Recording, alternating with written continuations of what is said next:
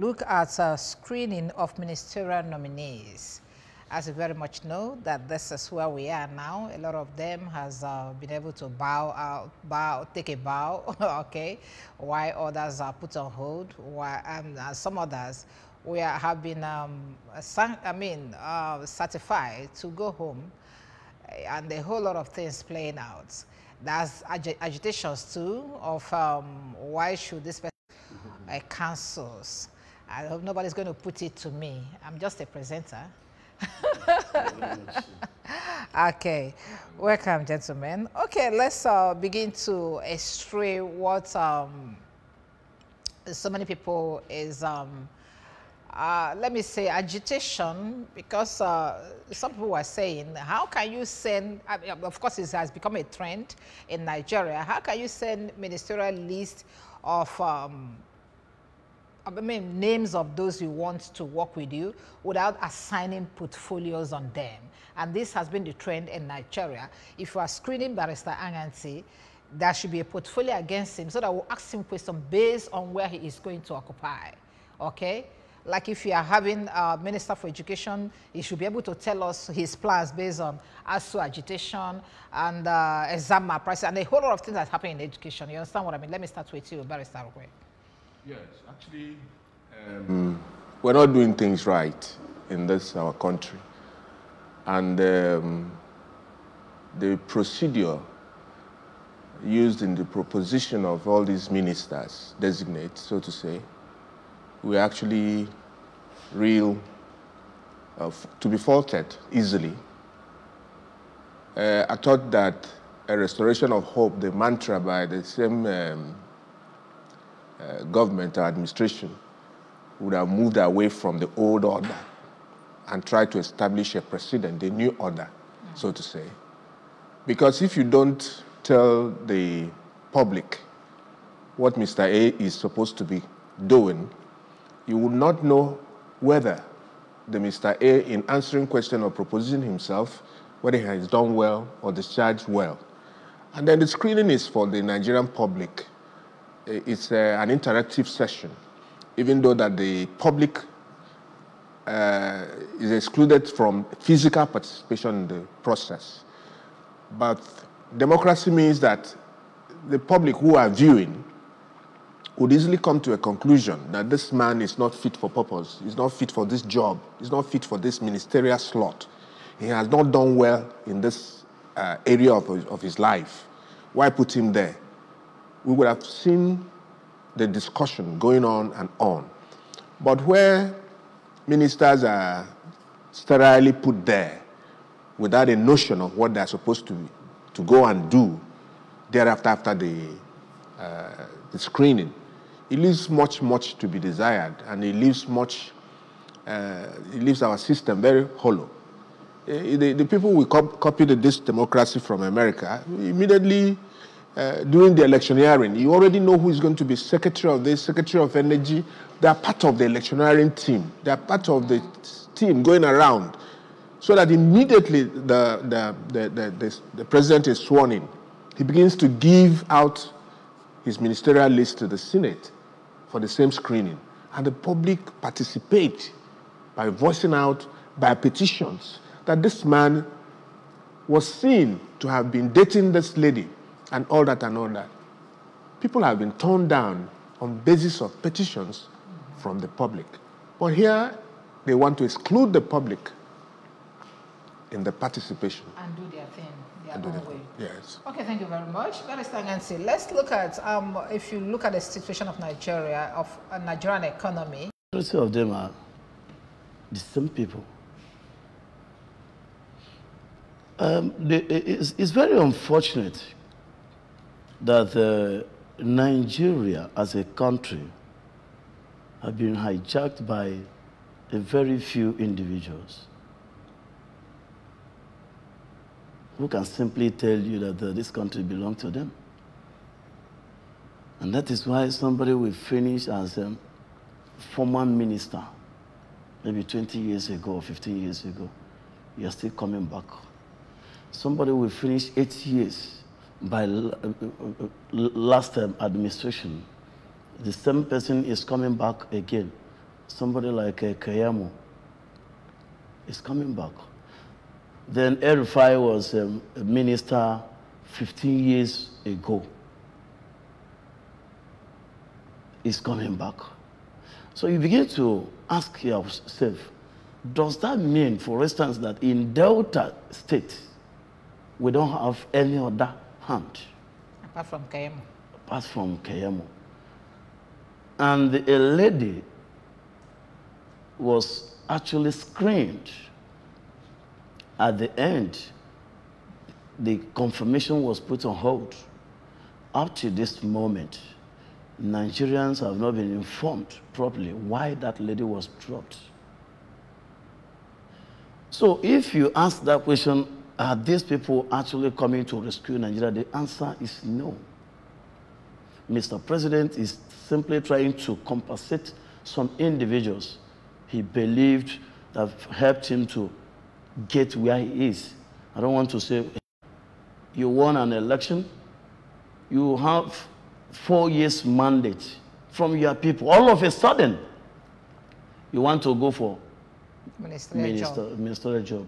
What of the mandate given to you by your people? Does it mean that you don't have any other person from Ebonyi State? It's horrible. Is it doubling? Is it doing the two at the same time? They can decide to do that in Nigeria, but that is not our constitution. But in Nigeria, anything can happen. We're talking about You've seen President being Minister for Petroleum. Why should it be so? When the constitution have said you cannot hold two offices at the same time, and nobody is saying anything. And that happened for 8 years. You saw Mr. President sending a half list at the point of expiration of that 2 months, 60 days given by the Constitution. You brought in half of the ministerial nominees. You want Nigerians to now move down to court and begin to challenge what you have done. Why not send the list at the same time as provided? Sometimes one would just say that maybe they don't even know beforehand that they're going to win the election. Maybe that, okay, they're not prepared or whatever. Otherwise, why at that point you find it difficult 1 month, 2 months, 3 months into governance, you find it difficult to choose whoever you want to choose? That is the unfortunate aspect of it. Election result was announced by February 25th. From February to May to August, we are in August. You've not been able to give us a clear administrative organism you want to work with. Mr. President is busy moving from Niger to any other country you may think of, causing commotion here, there. When you have a problem here, our naira is almost 1,000. That is, and you don't have even economic team. He has succeeded in inaugurating tax and whatever committee. You want to get more revenue from Nigerians. You have not been able to account for the one generated last month. Palliative is still in incubation. Nigerians are suffering. Okay, let's hold it there. We are coming to that place. Okay, Barrister Arukwe, if you are the president of the Federal Republic of Nigeria, looking at this list of the ministers that have been nominated, how will you choose your ministers, considering the situation of things on ground? Yeah, you want my opinion on the list? Yes. The team, so-called team, is a compensatory list. It looks like a tea party, come and chop. Some are girlfriends, some are rumored to be concubines of governors or even co-ministerial and nominees. So what you get there is trash. It doesn't represent the so-called touted technocrats. Because when you have an emergency, you require the best of your hands. If you have a war, a military war, you select the best soldiers. So in a situation like this, in this time of economic downturn, we would have required people of embellished character, people of intellectual gust, people who have the interests of the masses, those who are not coming to chop. Because basically, these are people who are used to billions of naira, because they're moving up the notches. When you have some billions, you want to add a few billions before the 8 years expires. That's why it is rumored that some of these ministers paid up to 500 million to get these slots. Wow. And as a matter of fact, if you watch the dailies, the Senate president was telling the senators that a certain amount of money has been for them to enjoy their recess. Just a recess. When he was called or giving signals that he was putting a bad image or narrative out there, he tried to change it. He uploaded prayers. He added praise. So we are looking at a theater of the absurd. Tell me what somebody like Governor Wike is doing in that cabinet. Tell me what El-Rufai is going to be doing in that report he has not done before. You should be found worthy in character and in learning. It is not a tea party. Tell me what a near school cert holder, somebody who has 2 credit. The world has gone digital. Has gone to the university. It has gone to the university under shadowy prospects, because the minimum requirement to attend a university, when the foundation is wrong, whatever you top on that foundation is null and void. So you cannot tell me that professorial appellation given to him after his name or before his name is worthy of the paper he's written on. If I don't have 2 credits and I call my person a lawyer, if you see the screening that goes for somebody to become a lawyer in Nigeria, it is like awarding the person the greatest distinction in academics. You're investigated on to your village, a flimsy piece of paper, a flimsy piece of a petition written against your name, you're not going to be called together with your mates. You will stay in that auditorium, your name will be skipped. And you'll be told to go and meet these people. That's how things are done. The Nigerian Law School is still a place where there's genuine training in this country, because they do not leave any I undotted. Even the spelling of your name can disqualify you from being called to the bar. So why do we now, are you saying we don't have quality Nigerians, both in diaspora, who have distinguished themselves in their private endeavors? Why don't you bring these people? Why must you give jobs to these people who are just there to chop? Recycling. Please, for goodness sake, give them contracts. Award Niger Bridge to them. Let them keep amassing. But for governance, rescue this country from these men of old, these men who put this country in this way it is. How can you screen somebody who has 2 credits and who has become a professor? It's criminal. Because he read law. He read law. Okay, he's a lawyer. Oh, no. So then there's something he's a lawyer. Did he go through all this training? I'm not sure that his primary qualification is law. I'm not quite sure his distinction. He may have studied law. Maybe he has not been called to law school. But also he claimed that he has acquired some other certificates. All I know is that there's no way. Didn't deem necessary to bring for screening. If he's a lawyer called to the Nigerian bar, you must have English and literature. It's not only that you have 5 credits. Literature is mandatory. So you must have a qualification to do a degree in the university. But for law, you must also have a mandatory literature. Because the literature is assumed to aid speech, delivery, and articulation. Because it's all about books and learning. So I do not think that he has passed through the crucible of Nigerian law school. You may well have studied law, you went to your master's in the same school, you became a professor. So-called, he may not be called a lawyer if he's not called to the Nigerian bar. And I guess that nobody can escape at least the pre-qualification issues with the Nigerian law school.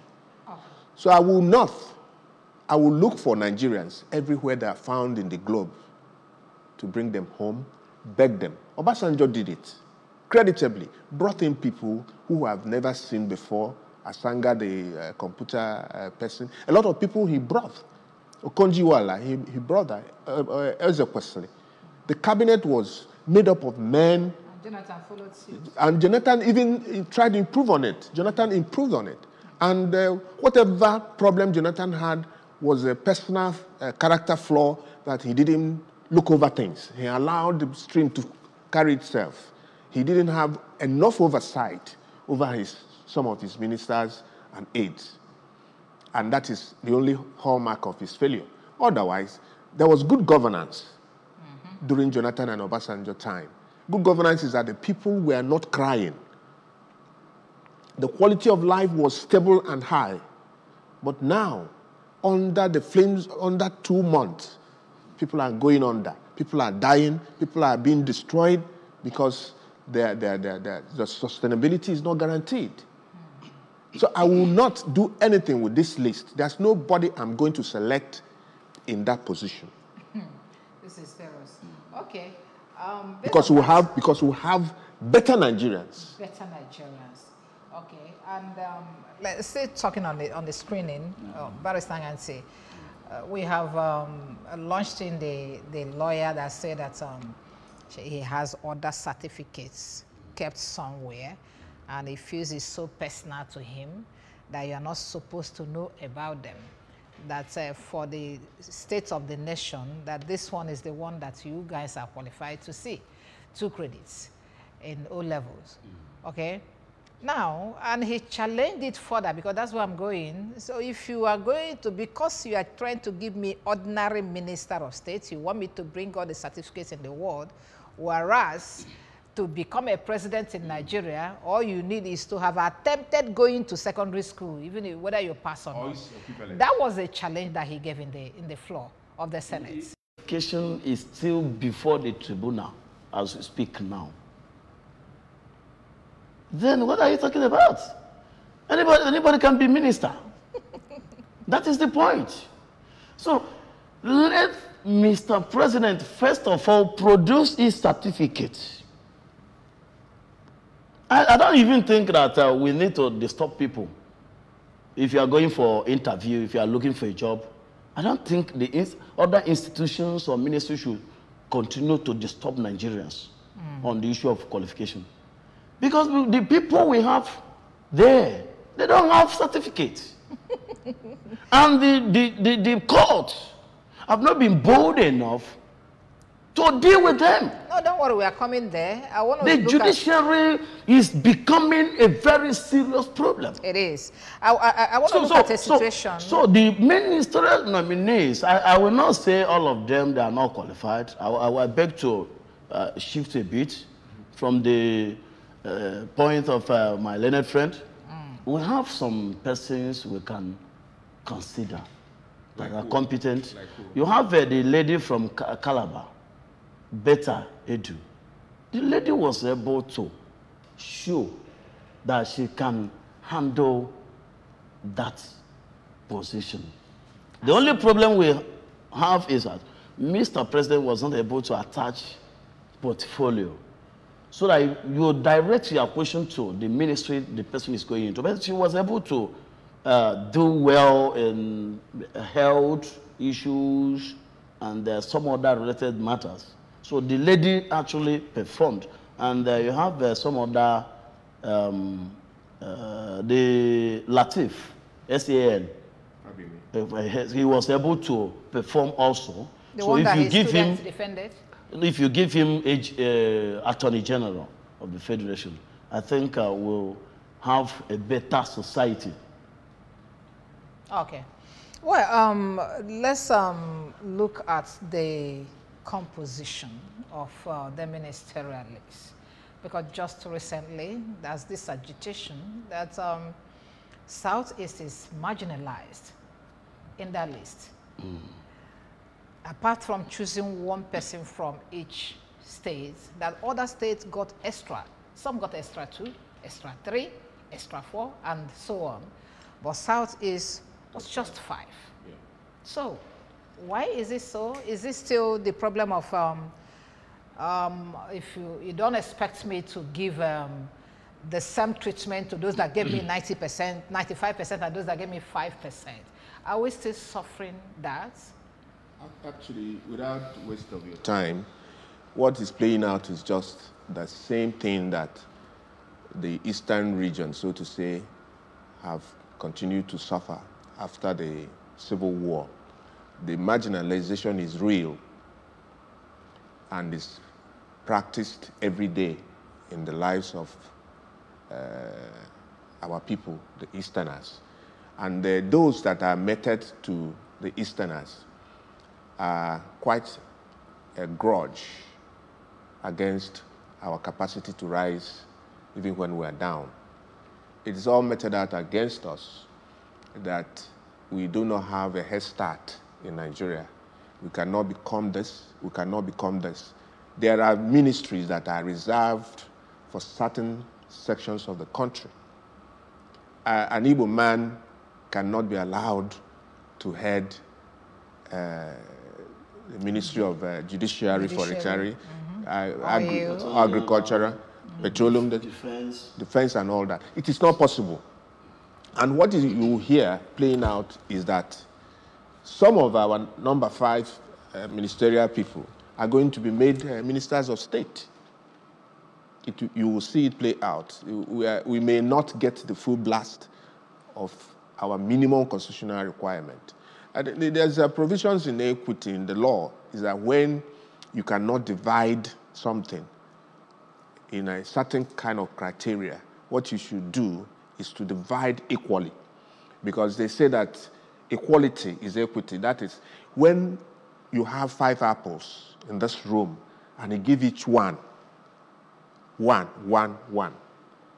will not be room for greed to impute that you're greedy. When you ask for more than 1, what it means is that you're greedy. So what the Mr. President would have done is to make sure why you're cutting we're saying that the budget, is an era for cutting down expenditure in the public sector. And the Rosanya report has said, made some of these ministries are not relevant. Some of these extra-ministerial bodies are not relevant. Where are you bailing out on 48, 49 ministers? And more is coming because they are going to create special advisors as a way of compensation. If you don't get this, you are actually going to get that. And coming to the specific thing, why would a region, a geopolitical zone, get 10? Double the number of what a former eastern region, because there were 3 regions in this country, a former bloc, one of the oldest regions, and by population, a great challenger to number 1, because landmass doesn't make for population density. We have a claim, a strong claim, that eastern region, or the 5 eastern states, is the most popular part of this country. Because the south is always greener than the north. The south is always greener. And the east is the center of the south. So what are we talking about? It is an aberration that you should create 49 ministerial slots in a country that is almost dying of bureaucracy. England, the UK, I was just reading up, has only 12 ministerial positions, including the Prime Minister. US is operating with 30. And then how would you justify 49? What you would have just done, meet the minimum requirement, because you're moving to a new paradigm. Give 36 plus Abuja 37. And make this list from what is submitted from the states. In where things are done well, the states will submit about 3 names. You now choose from those 3 names. Certain kind of quality of persons will not find their names if the states made their input. And if the states are where they are governed by men who are ethical, they will submit their greatest of their giants. Because it's a war, it's a competition. You don't bring a dullard to come and argue with us this morning. He will not find his feet. Absolutely. So when you're going to the cabinet, there are going to be cabinet meetings, there are going to be executive council meetings. What will qualify you or put you on the spotlight is the quality of presentation you make at the cabinet meetings. When you bring a hope just a general man parading one fake certificate to the other, you will now see that your part of the country is misrepresented. It's misrepresented. Talking about misrepresentation, that will form my next question because I already have it in my lineup. It has been discovered recently, or not just very recent, that Anambra State in particular are being represented by their daughters that are married outside the state. Barrister Angansi. I was coming there. Yeah, so, he talked about yes, is it a norm now? See, I want to bring to your notice equally that Mr. President has even succeeded in having CJN from the Southwest, having IGP from Southwest, having the custom DG from Southwest, and so many others. And to punish Anambra the further, he went to Imo State and brought, Hope Uzodinma gave him a name. A slot for Anambra. A lady that had not even campaigned in Anambra, that cannot even vote in Oka here. Very unknown person. Her own voter's card. Izimo. That is the extent of minister because the extent of humiliation she comes from. They've given to Anambra because possibly P2B is coming from Anambra. And Anambra did not vote for APC. But you forgot that you still have APC members in Anambra. So many of them. So you need to give them that sense of belonging. As we speak now, APC in Anambra, they are confused. The likes of Andioba and Dengige, I don't know what they are still doing in APC. Because this is a big slap on them. All other APC stakeholders, it's a big slap on them. So why not, even if you are going to bring somebody from Imo State, why not get somebody from Anambra? The earlier name submitted, Andioba was there. Madro Okadebo was there. So what happened? The two names all of a sudden disappeared. And you went all the way to Imo State and brought a lady simply because that the lady, not known to Anambra. the lady indicated interest to contest. All of a sudden at the podium, she collected the microphone and said, "I'm stepping down for Jagaban." And that was the end. That is the compensation for her. So if the government is serious, I think 37 ministers is enough for this country. Okay, I was still coming to that, but let's trash go to Anambra State, sir. Yes. So is there no room for protesting? No. No. Before Buhari administration, the way you do it, like you rightly earlier said, you submit names. That was how Obasanjo did his own. Yaradua and Jonathan, they did their own. You submit. Then there was a problem of maybe governor is not supporting this candidate, the party is supporting all those things. Because governor may be like in Anambra, governor may be in Apuga, projecting a name from Apuga. But APC members or PDP members then may be projecting a name. Then the president will now have the prerogative to say, okay, I will work with this person. But when Buhari came in, he succeeded in not even informing the state. He single-handedly picked people he worked with. After 6 months, we thought he was going to bring people from heaven. All of a sudden, we saw some old, recycled names. So what Mr. President knew to do now, I don't know what APC members are in Anambra, what they intend doing or what they are doing. But I want to tell them, I want to challenge them. This is a big slap on them. If they can protest That's a way of showing their grievances. They can do that. Mr. President still have the chance to do what? But if you do that, we will be ending up having 50 or thereabout ministers. For what? In a country where you don't have one functional refinery, and you have succeeded in removing subsidy, putting Nigerians into terrible problem. Up to this moment, you have not increased payment for civil servants. The palliative, we don't even understand what is going on there. So if you are going to have 50 or 51 or 52 ministers, what are we doing with it? And National Assembly, they are busy there, sharing prayers. Sharing prayers and talking. So Anambra people need to do something. Let them go there and meet Mr. Anambra President. APC or Anambra government. Anambra people. Because the minister is representing Anambra let me even tell you, it's not even, it shouldn't be APC. And that's what I'm saying. During the time of Obasanjo used Ige, Bola Ige, who was not even a member of PDP.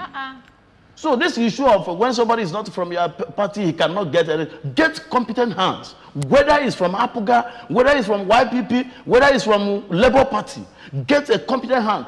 Ask Anambra people, who do you want that can represent us? Last administration, Buhari, we had the two persons from Anambra Central here, Doris and Dengige. We didn't even hear about the woman until the end of Buhari administration. Yes, talking about that, I want to come to you now, Rukwe. What is the role of this Minister for State, or whatever they call it? Nothing. Is it just an extension of, gratitude? Compensation. Otherwise, what is their role? Yes, actually, you asked about the role of, to say, the indigenous shape. Whether somebody who is married out to Imo State qualifies to represent Anambra State in the list. No, he's qualified. And I just want to say that a woman assumes a woman does not have a dual stateship, so to say, because she assumes, under the law, she assumes the domicile or the state of origin of her husband. Because under the law, a man and a woman are one person. Yeah. So what it means is that if your husband is from Enugu State and you're married off from Anambra State, what it means is that you have subsumed your citizenship or stateship into Enugu State. That's the sense of change of name. And that's why you domicile your personality into your husband. So I do not think intellectually that woman, no matter how gifted she may be, is there representing us. And we have never seen her antecedents in Anambra State politics or in the issues concerning development of Anambra State. You use the word that fits in, gratuitous. The word is just gratuitous, compensatory thing, because we are afraid that it is Anambra people or Anambra State government that nominated that lady to represent Anambra State. Okay. I know the stuff we are made up here because we have so many professors who are qualified, who will be qualified, who would attract attention of the governor to put forward as a minister. Honestly. Somebody who will go there and make a mark, make a difference. Get our stuff, get our voice. In fact, it's about our voice. It's about our voice. Because we have peculiar challenges that the state government cannot handle. Something like this erosion and the ecological problem. Trouncing the state to a standstill. You go to Ekulobia, at the back of Ekulobia there, you go even at the back of the secretariat here, it's all gone. And it's not the kind of resource that the state possesses that should handle it. All right. Okay, of course, I asked this question because I was wondering, as Minister of state. You asked the Minister of State. Okay, no, we're coming back to that. We'll take a break and come back to that. I'm talking about this issue of bringing a daughter that is from Anambra married to another state to represent Anambra. It has happened before. Yes, this is not the first time. Okay, so where I was actually going to is that now that she has been appointed the minister, all her people, everybody say, hey, na minister. So who is she loyal to? Or is there any way she can now tell them, no, Akambo minister, no, what if I get attracted to this place? No, I'm Anambra Cambodia minister. Or the possible? I know it's not. But let's hold it there. Take a break here. We're coming back, please.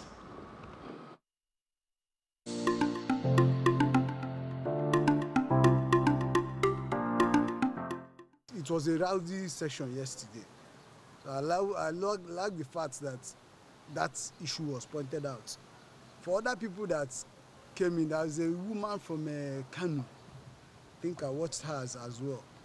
It was those type of people that we need. When you listen to the woman, you know she's sound. You know she knows what she's doing. But the people that are arrogant to this country, we shouldn't continue with them. You're for the people and not, you are not in autocracy, you are in democracy. So I think the Senates are doing a wonderful job. And we have a robust Senate this time around. Different party affiliation, different people. So I think they are doing a very nice job. People did lay her call and call with the world in him because some number will the name. The medical labor, a weapon, a weapon, so more often I want transparency. The omnibus transparent, any Nakalega command, Bakaleba. I hear call why he is supposed to know. Can they a weapon Gabidol? I will nature bar, even a man only Malinke, K after and K after all.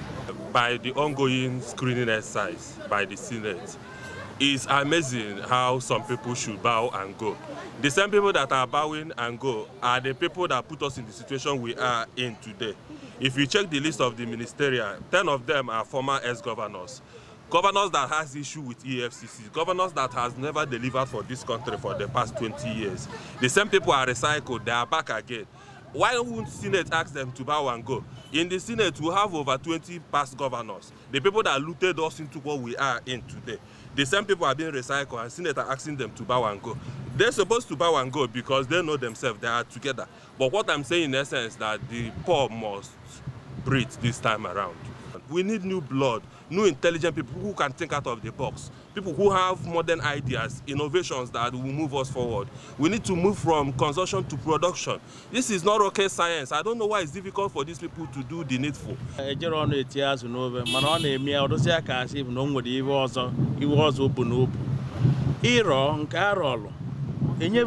Office. And I talk at maybe only Bonabaka Tinha, Ghana talk at Mamma Gego. So now be a name me or to Zako Willie. I am a good origin of Appa and Wabundi Bash. Man, I'm more than a bit a good deal. What in your fish here? Cavan war fish. Way fall over. In Camelca, a man does Gaman and Kaga. That is that. So I'm making Jagaban. President Yai.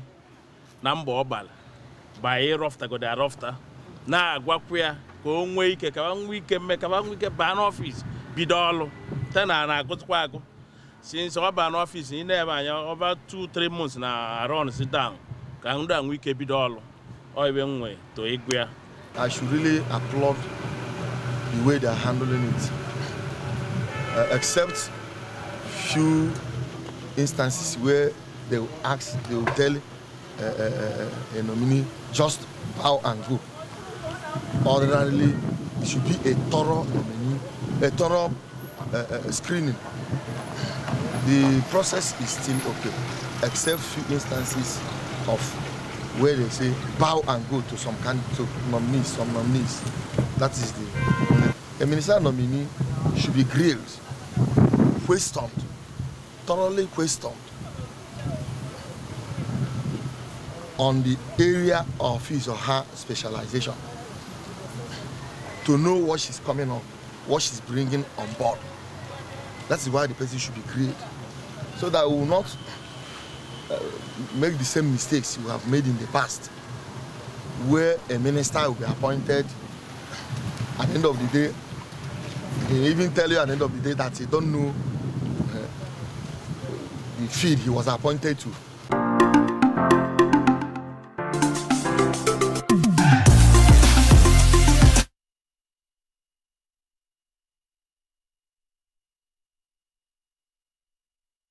Okay, we welcome you back. It is still Good Morning Anambra, and we are looking at screening of ministerial nominees of the President, Bola Tinubu. If you want to participate, there's a number on your screen. You call in and then make your own contribution. Though we have gone a very long way and kind of trying to round off this time around. But I still have Barrister Arukwe and then Barrister Angansi with me in the house. Like I said earlier, it is barrister's affair. Okay, trying to see if they can let me take a breath. Okay, learned gentlemen. Yeah, we're talking about the function of the Minister for State, or is this just to load everywhere with human beings? Yeah, we try to say that the law specifying the number of, the minimum number of ministers did never ever mention Minister of State. Minister of State is what they use in America. We were doing a hybrid between what is used in UK and what is used in loosely. They adopted the presidential system of America while also taking from the conservative governance model from UK. Our constitution does not have a provision for Minister of State because it's just a practice.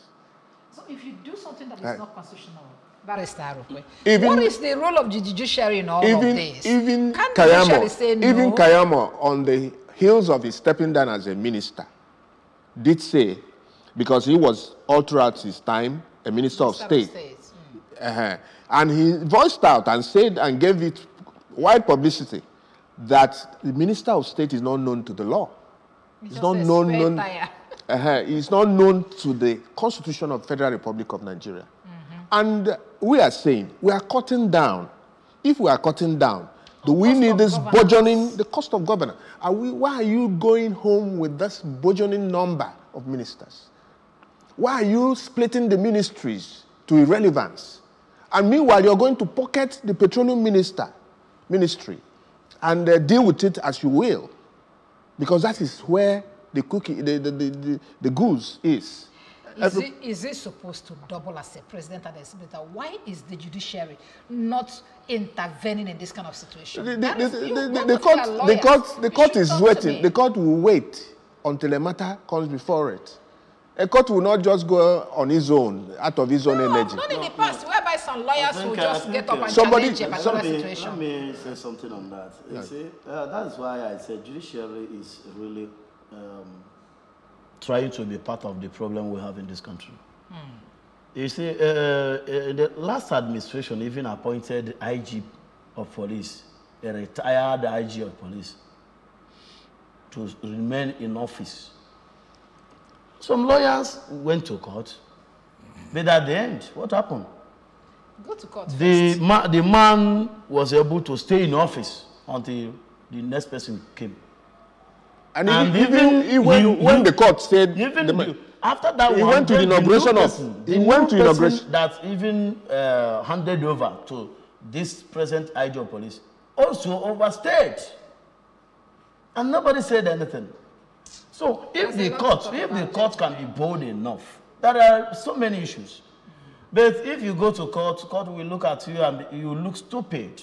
If somebody will even challenge Mr. President bringing in half list in the first place, because the Constitution said within 60 days. So that means those names need to come in within 60 days. No, so the judiciary is the problem, because lawyers will go to court And before you know it will be thrown out for lack of merit. They will speak their grammar. Okay, Barrister Angansi, I think this will form part of our discussion when next I come. Let's see how the role of the judiciary in sustaining democracy in Nigeria. Yes. Thank you very much, Barrister Angansi, for joining us this morning. Thank you. I urge the judiciary to sit up. Okay. Because in this country, a sitting CJN was suspended. We are completely out of time. And retired home. Don't worry. I said I've given with you an ex-parte order when a matter is before a court. We'll discuss and it as a a definite topic. date taken. We'll discuss it That as is a the topic, country we are in. please. Okay, thank you very much, Barrister Chris Arukwe, also a public affairs analyst, for joining us this morning. Thank you. Thank you very much. It's been a very, very volatile one, because I told you that I am so scared that these guys will sandwich me here. No. But I thank you. Thank you very much. You made it happen this morning. At least you've been able to tell us exactly what things are like in this country. Okay, thank you. For those of you that made it happen this morning in your own areas, the camera guys, the ops director, the producers, everybody that joined her this morning to make sure that we had a very good program. I'd like to thank you. God bless you. My name is Sijama. See you tomorrow.